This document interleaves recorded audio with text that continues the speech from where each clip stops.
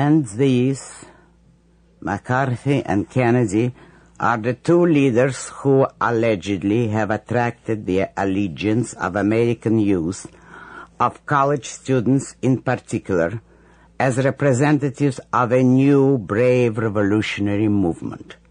How new is it? It is only the stale, old, worn-out bromides of altruism and collectivism. That line is not the voice of the so-called establishment. That line is much, much older. Its roots are as old as the anti-man, anti-mind, anti-reason tradition of self-sacrifice, mysticism, and tribal collectivism. Here are some of the contemporary voices proclaiming that tradition explicitly. Here are the roots of which the Senators McCarthy and Kennedy are merely the branches, the small branches, and the consequences. I quote from the New York Times of December 26, 1967. Pope Paul wished the world true peace and true happiness, in contrast to mere pleasure and dolce vita in his Christmas message to the city and the world today.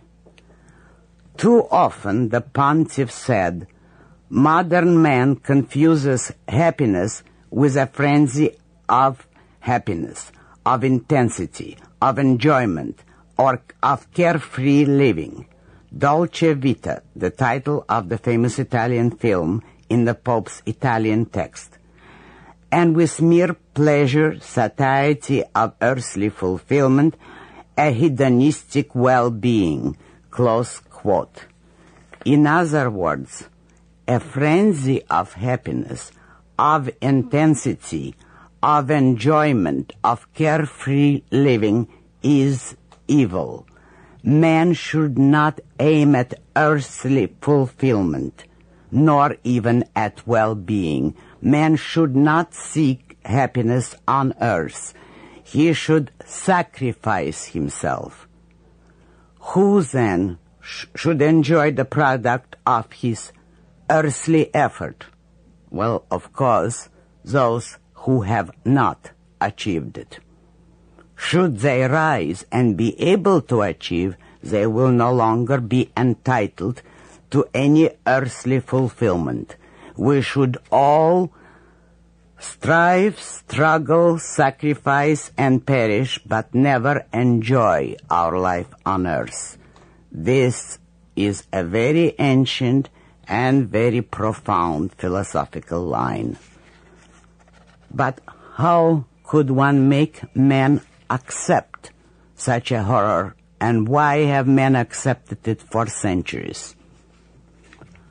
Here is one of the indications of the reason.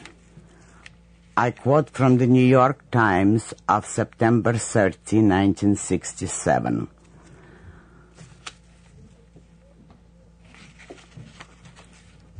The Pope spoke of immense dangers caused by the irreligious orientation of the modern mentality.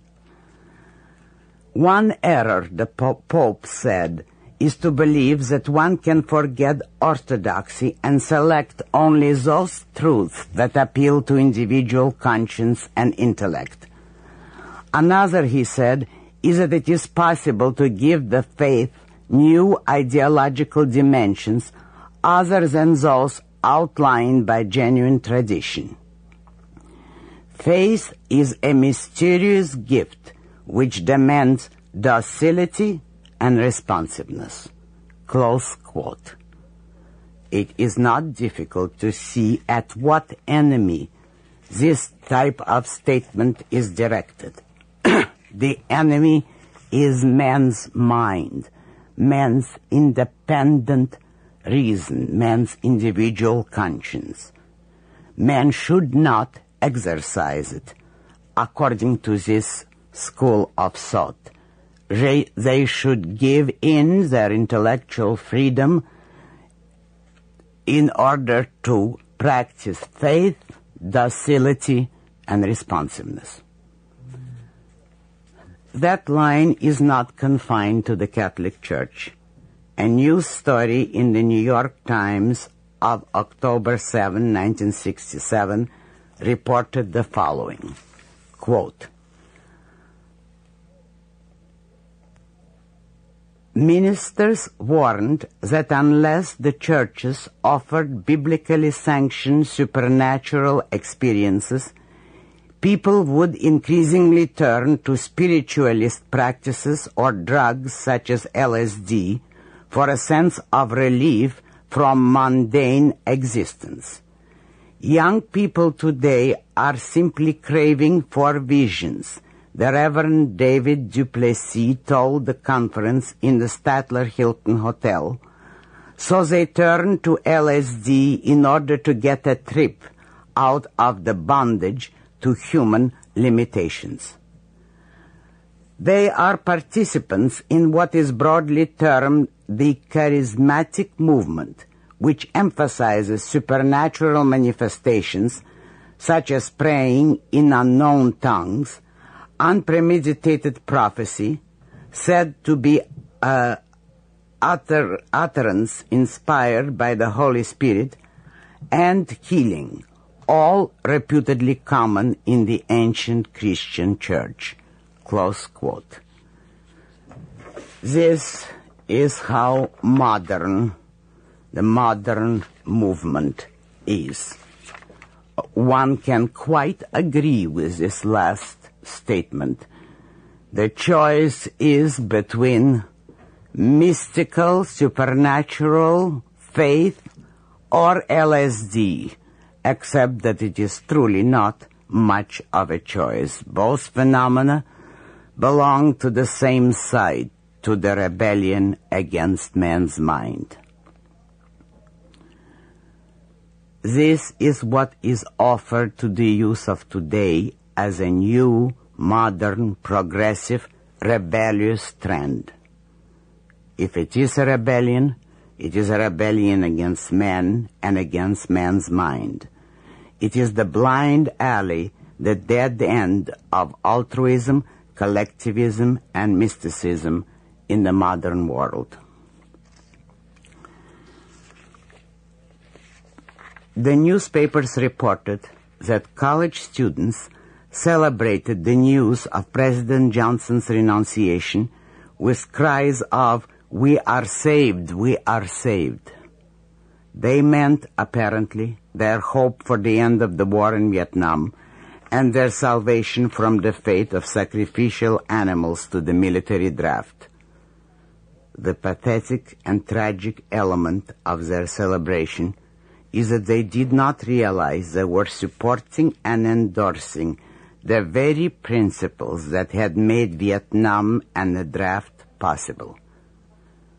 The abolition of individual rights, the enslavement and immolation of the individual to the totalitarian state, the welfare state. Who then are to be the rebels and the standard bearers of the future? One does not rebel by being more royalist than the king or more altruist than today's establishment. An actual rebellion has to challenge basic premises. The rebels and the standard bearers of the future are those who have the courage to advocate reason, capitalism, and man's individual rights, and man's right to exist for his own sake. It is not too late. That battle and that rebellion are barely beginning. But that is what the world needs today and is waiting for. And if the world is to have a future, then it is the rebellion of Man, of man's self-esteem, of man's reason, against the perishing altruist collectivist mystic axis that will give the world its future and its freedom.